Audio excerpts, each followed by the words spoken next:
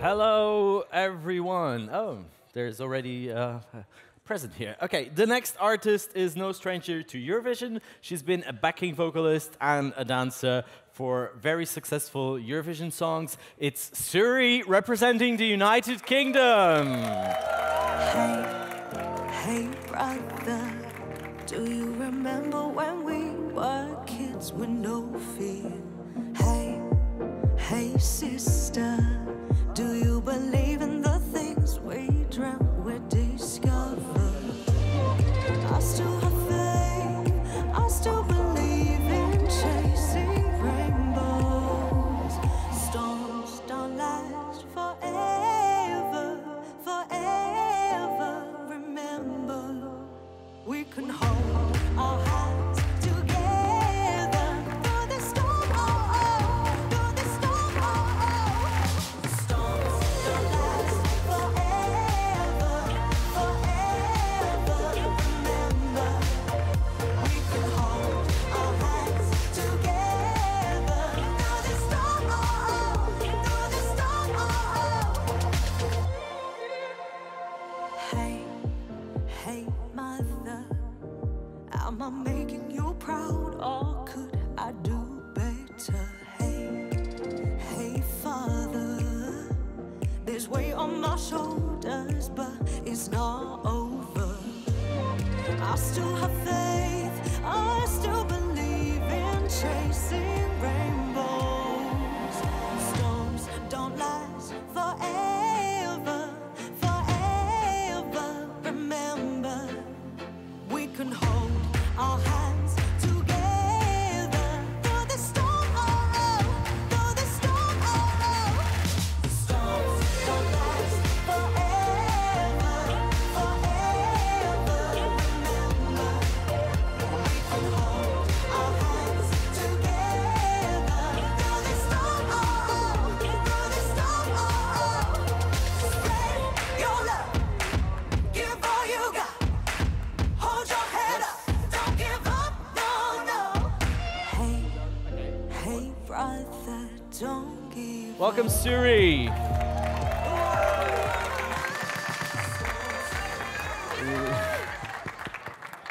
Loads of fans. Welcome. It's a present from the fan club, you the very UK fan much. club. Thank Yes, you. we all I'll have one. Sit on my face. Thanks. Thanks. Welcome to Lisbon. Thank you. It's so Welcome good to be to here. Portugal. Thank you. So, how was the first rehearsal? So Amazing. First impressions. How's the stage? Were you comfortable with it? Yeah, it's just so exciting to be back here. It's such a lot of feelings that I'm feeling at the moment, but it's really good to be on that stage, putting all the elements together, getting that beautiful structure, getting used to that, and my spacing and my movement, doing it with the sound, and it's amazing. It's brilliant. So, what's the idea behind this structure and the concept of the staging? Well, the concept from my point of view was always to just enhance the beats of the song and just enhance the beautiful elements of the track, not to distract or pull away at all. So I think it looks incredible, the technology that's been developed for this, and the collaboration between the UK team building it and the Portuguese team has been something really special. And I think that shows on stage. It looks so cool. And UK team is actually the same from last year, isn't it? The creative team The is creative the same. team behind Absolutely. the staging. It is, yeah, And they're very good.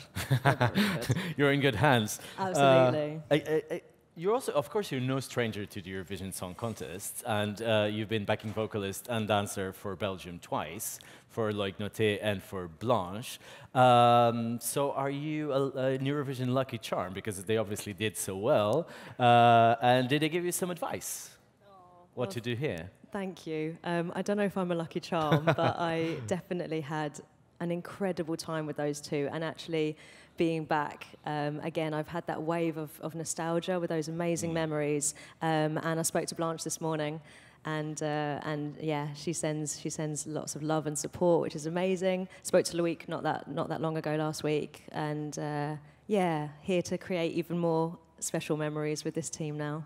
But the fact that it's your third time in Eurovision, does that give you like extra experience now that you know exactly how to go through the motion, rehearsals, press conferences? Do you feel more at ease, or now that you're representing your own country, does that also represent extra pressure on you? Yeah, it's the latter. I mean, I thought, because I had an insight into this amazing world and the setup of it production-wise, that I thought I know what I'm doing. I know what I'm doing. Yeah. Such a different world now, being up front and doing it for the country that you're very, very proud of as well, holds a certain amount of pressure. And I felt that this morning. I'd be lying if I didn't say that. But when exactly? Just like a few seconds before going on stage, or? No. Just breakfast. Yeah, I got my egg and then just went. Was it a good breakfast, or? I just woke up and I just felt it this morning. It was a big day. It's first rehearsal, but it's so on show. It's filmed. It's out there. It's show starts now. Now, yeah. But it's exciting and it's all these good feelings. You need that. I've been waiting for that for the past couple of weeks, and then it's my job just to channel it in the right way, which I will try to. And when did you decide that you wanted to represent the United Kingdom at Eurovision? Was there like a decision, or it was something that grew on you, and then you decided to apply for it? Well, I had such an incredible time with the Belgians twice over, and this whole world is so inspiring that it was a no-brainer, really. When the BBC approached me for doing it for the UK, I didn't hesitate at that. You didn't hesitate. The only thing that really mattered to me was the track and the song, and if that was right. But stepping into Eurovision world again, yeah, no shadow of a doubt, it's a good place to be. And so you've been to quite a few of the pre-parties, and you get to meet different contestants, and you also got to perform with the French artists. That's How was true. that? That was like to sing incredible. someone else's song. You obviously did it in English, not the Yes. French version. Yes, no, it was a very last-minute decision. Yeah. So, and my French is not great, so that would have been extra pressure. But that was a real honour. I mean, it was unfortunate that Emily was unwell, of course, but that was really a special moment to perform that with Jean-Carl of Madame Monsieur and do that on the stage. It's such a beautiful track with such an important message as well. That meant a lot to me to share that. And it's quite a different style to Storm. So Definitely, again, that was yeah. just a refreshing change for me artistically to do something, Yeah, different. I saw you doing it, and you did it brilliantly. Thank and you. it also it's nice to see solidarity between contestants at Eurovision. So that's that's sure. great of you to volunteer to do that. And Thank you. I it mean, was we're beautiful. all artists in this together. We're part of a contest. There's a Of competitive course, it's element. competition. But there's that, between yeah. us, it's a lovely atmosphere backstage, on stage, off stage. It's good. It's an ongoing party. Okay, questions from the press. Yes, there in the back.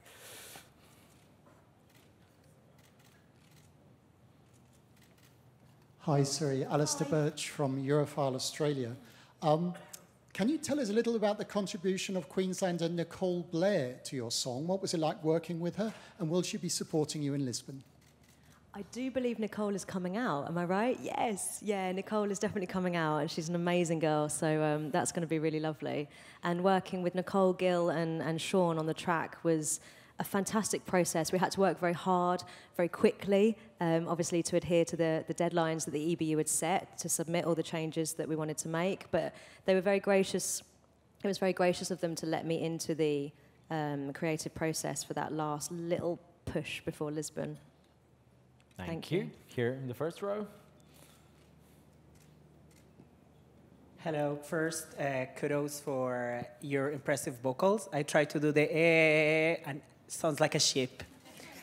So I really do. And the other thing is you've been an experience in 2015, 2017, and now.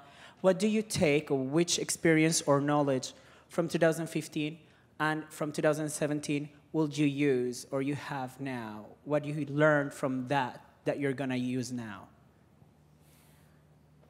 That's a good question. There are so many things. There's so many elements and layers to Eurovision. I think because I had a very different experience in 2015 on stage, 2017 off stage, but still within the arena, still feeling that electricity from the crowd, and that being such a special thing to bottle up, to absorb, and to make sure that you take a moment to take that in. I think it's important that when I'm on stage now, also concentrating on so many other elements, I don't want to lose that feeling because it's so special. And I do remember that twice over, so I'll try and keep that on board now. Thank you. Thank you. Next question. The head of delegation, head of press are also here, so if you have questions for them. Yeah, there.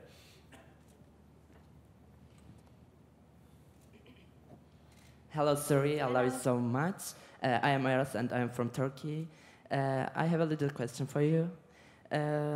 You back vocal for Belgium 2 times. What do you think for Belgium this year? Pardon? What do I... What do you think about Belgium this year? Belgium this year. Oh, that's amazing. Yeah, Senek is absolutely gorgeous. She is a classy, classy lady.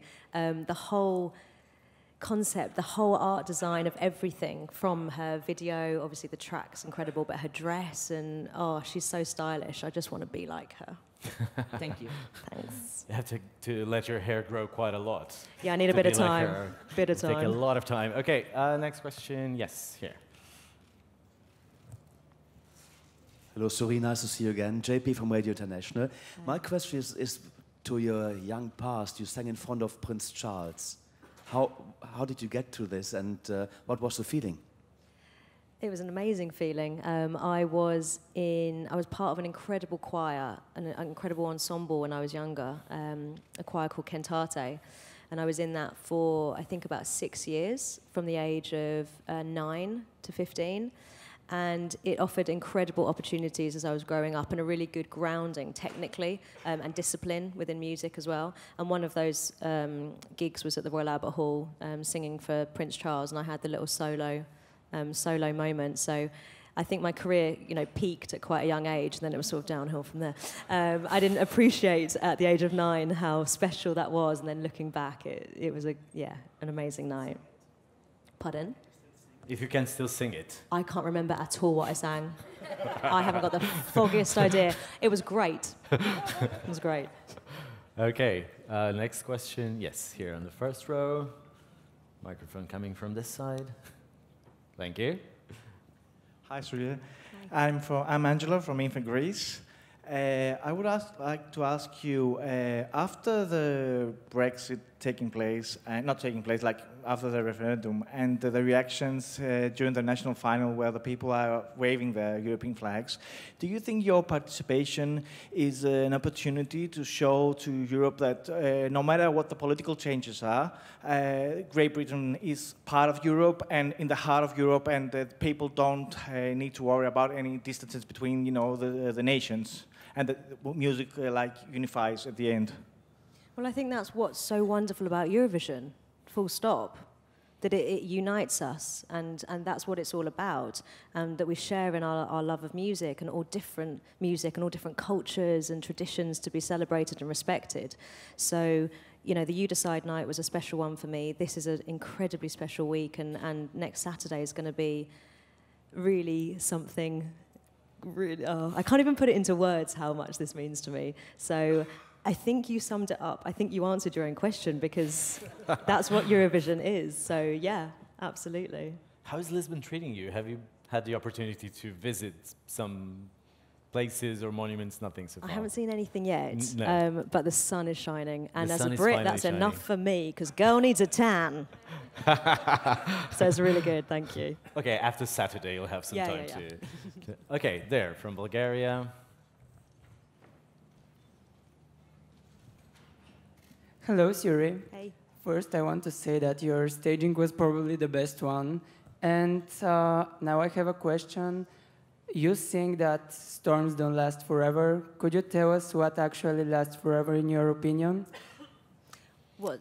What actually lasts forever in your opinion? Ooh, what lasts forever? Does anything last forever? I mean, Eurovision's quite a long show.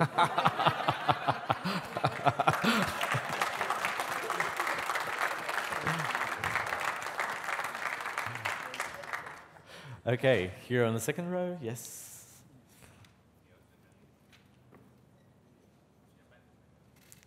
Thank you. Hello again. It's Robin here from Belfast 89 FM in the UK. When I've met you, you're so cool, calm and collected. You must get stressed at times, like going on stage. What do you do to bring yourself down to take away the stress levels? There's a little something that I do just before going on stage, but also just before singing. And it's just to release. We all hold a lot of tension in here, and it's just to let that go. And it's something we can all do, but you just stick your thumb on your belly button, just as a little reminder, and then you just let it go, and that just kind of drops. Yeah, it's just like that. You just drop it. Yeah, you just let it go. All the tension that we're holding up, and it just drops that summer weight. It lets your larynx kind of settle and ground as well, and something mentally just kind of goes. And it's so quick, it's so instant, but I'd recommend it to anyone. Wow. It's very good. That was SuRie's advices. So you said, I read somewhere that Eurovision saved you in many levels. Because it reminded you of the pleasure of being on stage again. So do you think there's a before and after Eurovision in your career? I owe a lot to Eurovision, and I mean that absolutely genuinely. Riding certain waves of my life, and Eurovision just popped up in 2015 and then came up again last year at a time when I didn't know that I needed it, but I needed it. And it offered me so much on so many levels, but more than anything, being on stage is where I belong, and it reminded me of what I need to do with my life. And yeah, I owe Eurovision a huge amount, really. And were you following it before? Do you have like a United Kingdom favorite entry from the past? Well, this is the thing that I guiltily admit. I wasn't. You weren't. Eurovision wasn't on my radar before, and I put my hands up, and I admit that, and I apologise for that, because I'm kicking myself now on all of the amazing years that I've missed out on. I've been now doing a lot of playing catch-up and a lot of research. But as you said, it's an old show, so that's going to take a lot of There's a lot of catch-up. There's a lot. There's a lot of catch-up to do. Okay, last question. Wee Blogs. Good evening, SuRie. Sebastian from Wee Blogs. Hey. I've been going through your Insta. You're posting a lot of gym snaps on your Instagram. What is your favourite and least favourite exercise at the gym? So I've been doing a lot of tricep work because I don't know if you've noticed that in Storm there's a little bit of punching that happens in the middle eight.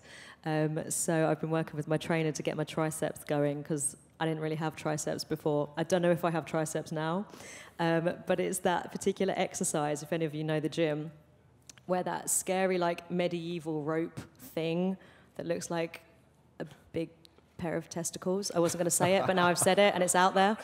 And you just have to like, yeah, I hate that one. Yeah, I hate it. Thanks for your question. Ladies and gentlemen, it's SuRie representing the United Kingdom. Best of luck for Saturday, and a pleasure to host you in Lisbon. Thank you.